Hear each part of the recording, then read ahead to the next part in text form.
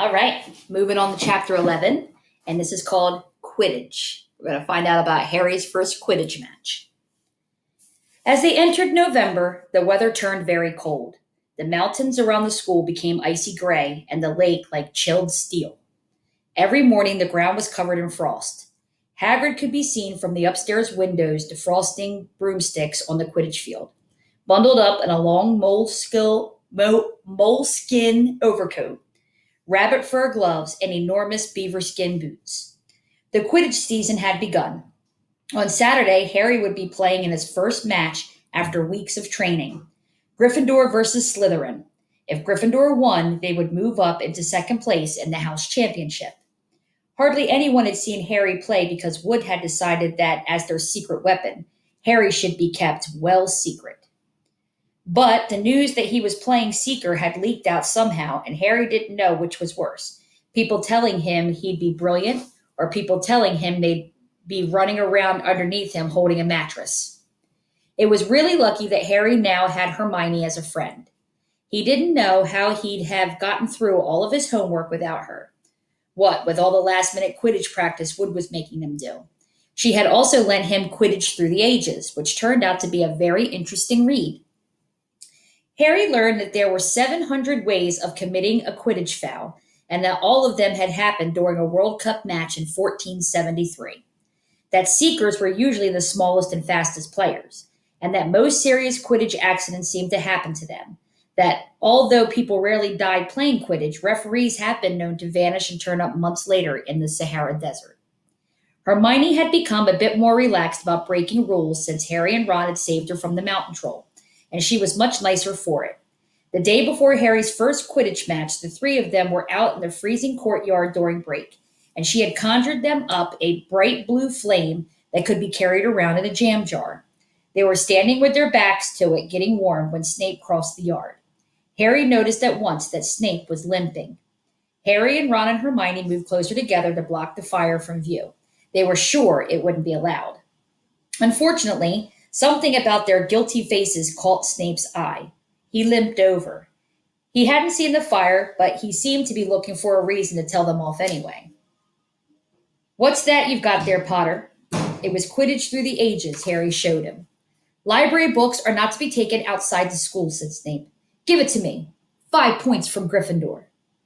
"He's just made that rule up," Harry muttered angrily as Snape limped away. "Wonder what's wrong with his leg." "Don't know, but I hope it's really hurting him," said Ron bitterly. The Gryffindor common room was very noisy that evening. Harry, Ron, and Hermione sat together next to a window. Hermione was checking Harry and Ron's homework for them. She would never let them copy. How will you learn? But by asking her to read it through, they got the right answers anyway. Harry felt restless. He wanted Quidditch Through the Ages back to take his mind off his nerves about tomorrow. Why should he be afraid of Snape? Getting up, he told Ron and Hermione he was going to ask Snape if he could have it back. "Better you than me," they said together, but Harry had an idea that Snape wouldn't refuse if there were other teachers listening. He made his way down to the staff room and knocked. There was no answer. He knocked again. Nothing. Perhaps Snape had left the book in there. It was worth a try. He pushed the door ajar and peered inside, and a horrible scene met his eyes. Snape and Filch were inside, alone. Snape was holding his robes above his knees. One of his legs was bloodied and mangled. Filch was handling Snape's bandages. "Blasted thing," Snape was saying. "How are you supposed to keep your eye on all three heads at once?" Harry tried to shut the door quietly, but "Potter!" Snape's face was twisted with fury as he dropped his robes quickly to hide his legs. Harry gulped. "I just wondered if I could have my book back." "Get out! Out!" Harry left before Snape could take any more points from Gryffindor. He sprinted back upstairs. "Did you get it?" Ron asked as Harry joined them. "What's the matter?" In a low whisper, Harry told them what he had seen. "You know what this means," he finished breathlessly. "He tried to get past that three-headed dog at Halloween. That's where he was going when we saw him. He's after whatever it's guarding. And I'd bet my broomstick he let that troll in to make a diversion." Hermione's eyes were wide. "No, he wouldn't," she said. "I know he's not very nice, but he wouldn't try and steal something Dumbledore was keeping safe." Honestly, Hermione, you think all teachers are saints or something, snapped Ron. I'm with Harry. I wouldn't put anything past Snape. But what's he after? What's that dog guarding? Harry went to bed with his head buzzing with the same question. Neville was snoring loudly, but Harry couldn't sleep. He tried to empty his mind. He needed to sleep. He had to. He had his first Quidditch match in a few hours, but the expression on Snape's face when Harry had seen his leg wasn't easy to forget. The next morning dawned very bright and cold. The great hall was full of the delicious smell of fried sausages and the cheerful chatter of everyone looking forward to a good Quidditch match. You've got to eat some breakfast. I don't want anything. Just a bit of toast, wheedled Hermione. I'm not hungry. Harry felt terrible. In an hour's time, he'd be walking onto the field. Harry, you need your strength, said Seamus Finnegan. Seekers are always the ones who get clobbered by the other team. Thanks, Seamus, said Harry, watching Seamus pile ketchup on his sausages. By 11 o'clock, the whole school seemed to be out in the stands around the Quidditch pitch. Many students had binoculars. The seats must be raised high in the air, but it was still difficult to see what was going on sometimes. Ron and Hermione joined Neville, Seamus, and Dean, the West Ham fan, up in the top row. As a surprise for Harry, they had painted a large banner on one of their sheets Scabbers had ruined. It said, Potter for President. And Dean, who was good at drawing, had done a large Gryffindor lion underneath. Then Hermione had performed a tricky little charm so that the paint flashed different colors. Meanwhile, in the locker room, Harry and the rest of the team were changing into their scarlet Quidditch robes. Slytherin would be playing in green. Wood cleared his throat for silence. Okay, men, he said. And women, said Chaser Angelina Johnson. And women, Wood agreed. This is it. The big one, said Fred Weasley. The one we've all been waiting for, said George. We know Oliver's speech by heart, Fred told Harry. We were on the team last year. Shut up, you two, said Wood. This is the best team Gryffindor's had in years. We're going to win. I know it. He glared at them all as if to say, or else. Right, it's time. Good luck, all of you. Harry followed Fred and George out of the locker room and, hoping his knees weren't going to give way, walked onto the field to loud cheers. Madam Hooch was refereeing. She stood in the middle of the field waiting for the two teams, her broom in her hand. Now, I want a nice fair game of all of you, she said, once they were all gathered around her. Harry noticed that she seemed to be speaking particularly to the Slytherin captain, Marcus Flint, a sixth year. Harry thought Flint looked as if he had some troll blood in him. Out of the corner of his eye, he saw the fluttering banner high above, flashing Potter for president over the crowd. His heart skipped. He felt braver. Mount your brooms, please. Harry clambered onto his Nimbus 2000. Madam Hooch gave a loud blast of her silver whistle. 15 brooms rose up high into the air, and they were off. And the quaffle is taken immediately by Angelina Johnson of Gryffindor. What an excellent chaser that girl is, and rather attractive, too. Jordan! Sorry, Professor. The Weasley twins' friend, Lee Jordan, was doing the commentary for the match, closely watched by Professor McGonagall. And she's really belting along up there. A neat pass to Alicia Spinette, a good find of Oliver Woods. Last year, only a reserve. Back to Johnson. And no, the Slytherins have taken the quaffle. Slytherin Captain Marcus Flint gains the quaffle, and off he goes. Flint, flying like an eagle up there. He's going to... No! Stopped by an excellent move by Gryffindor keeper Wood, and the Gryffindors take the quaffle. That's Chaser Katie Bell of Gryffindor there. Nice dive around Flint, off up the field, and... Ouch! That must have hurt. Hit in the back of the head by a bludger. Quaffle taken by the Slytherins. That's Adrian Pusey, speeding off toward the goalpost, but he's blocked by a second bludger. Sent his way by Fred or George Weasley, I can't tell which. Nice play by the Gryffindor beater anyway. And Johnson, back in possession of the quaffle. A clear field ahead, and off she goes. She's really flying. Dodges a speeding bludger. The goalposts are ahead. Come on now, Angelina. Keeper Fletcher dives. Misses. Gryffindor scores! Gryffindor cheers filled the cold air with howls and moans from the Slytherins. Budge up there. Move along. Hagrid! Ron and Hermione squeezed together to give Hagrid enough space to join them. Been watching from me hut, said Hagrid. patting a large pair of binoculars around his neck. But it isn't the same as being up in the crowd. No sign of the snitch yet, eh? Nope, said Ron. Harry hasn't had much to do yet. Keep out of trouble, though. That's something, said Hagrid, raising his binoculars and peering skyward at the speck that was Harry. Way up above them, Harry was gliding over the game, squinting about for some sign of the snitch. This was part of his and Wood's game plan. Keep out of the way until you catch sight of the snitch, Wood had said. We don't want you attacked before you have to be.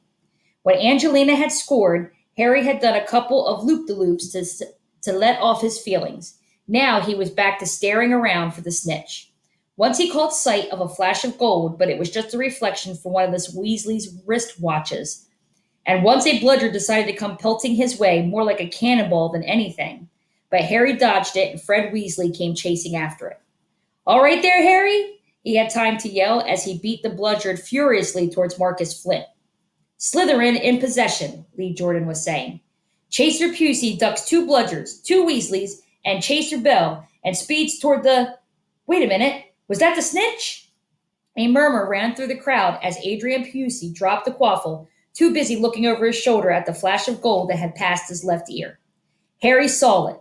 In a great rush of excitement, he dived downward toward the streak of gold. Slytherin seeker Terence Higgs had seen it too. Neck and neck, they hurtled toward the snitch.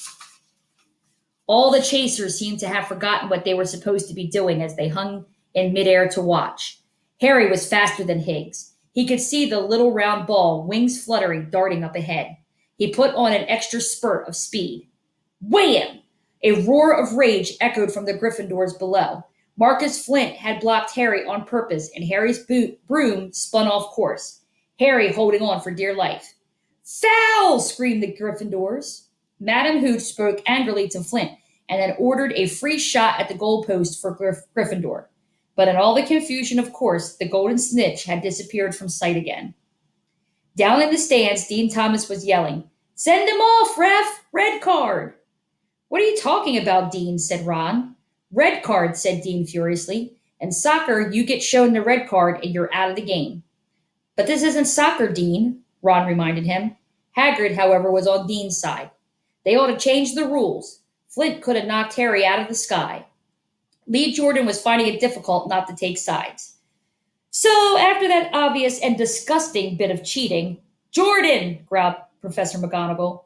I mean, after that open and revolting foul, Jordan, I'm warning you. All right, all right. Flint nearly kills the Gryffindor seeker, which could happen to anyone, I'm sure. So a penalty to Gryffindor, taken by Spinette, who puts it away, no trouble, and we continue play. Gryffindor still in possession.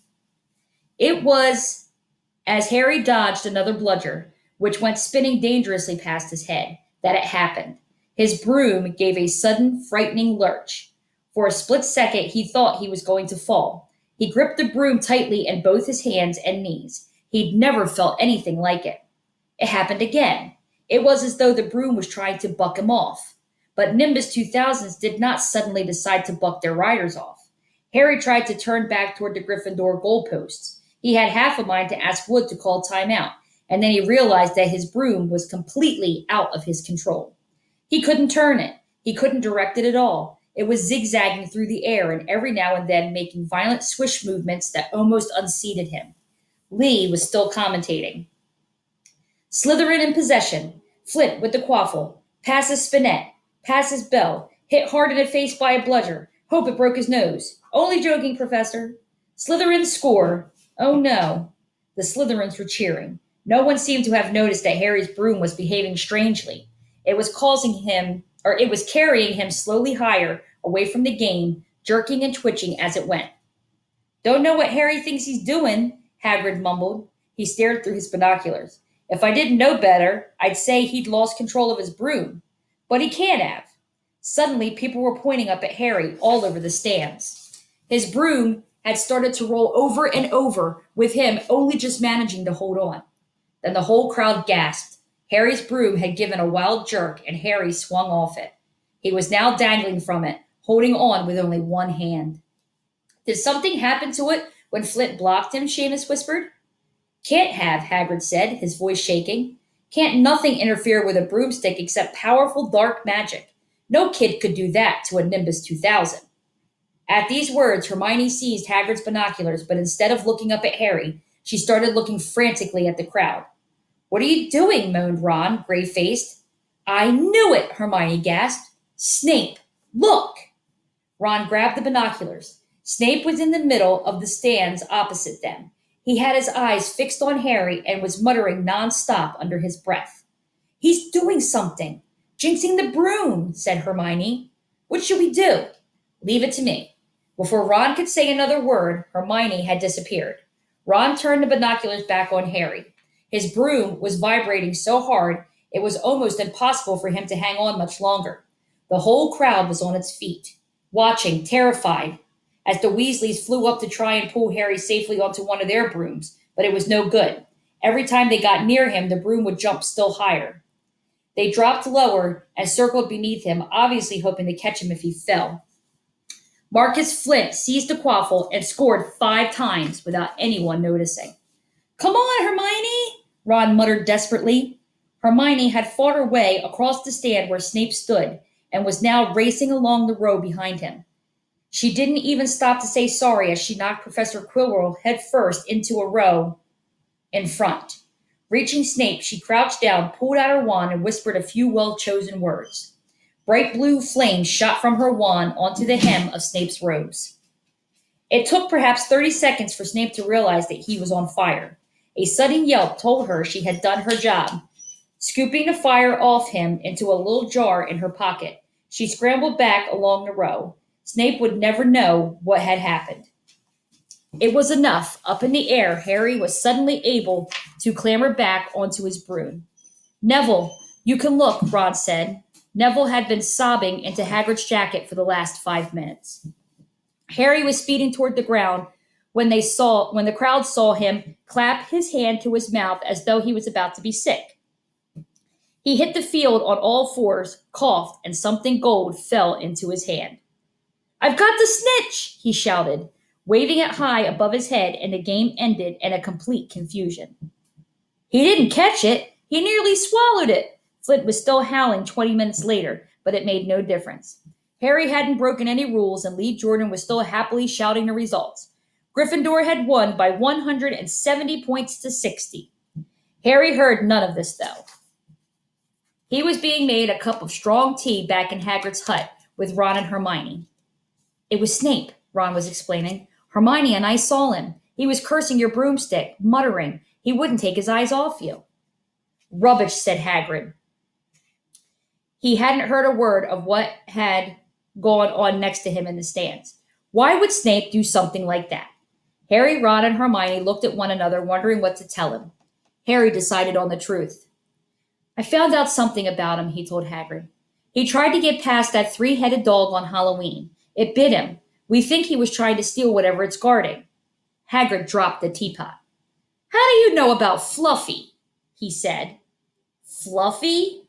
Yeah, he's mine. Bought him off a Greek chappie I met in the pub last year.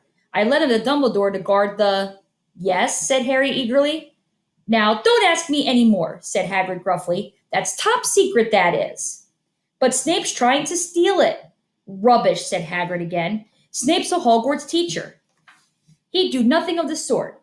So why did he just try and kill Harry? Cried Hermione. The afternoon's events certainly seemed to have changed her mind about Snape. I know a jinx when I see one, Hagrid. I've read all about them. You've got to keep eye contact. And Snape wasn't blinking at all. I saw him. I'm telling you, you're wrong, said Hagrid hotly. I don't know why Harry's broom acted like that, but Snape wouldn't try and kill a student. Now listen to me, all 3 of you. You're meddling in things that don't concern you. It's dangerous. You forget that dog, and you forget about its garden. That's between Professor Dumbledore and Nicholas Flamel. Aha, said Harry. So there's someone called Nicholas Flamel involved, is there? Hagrid looked furious with himself. So they got a little bit more information about what that dog is guarding. And can you believe his name is Fluffy? That's Hagrid for you. I'll see you back in a moment for chapter 12.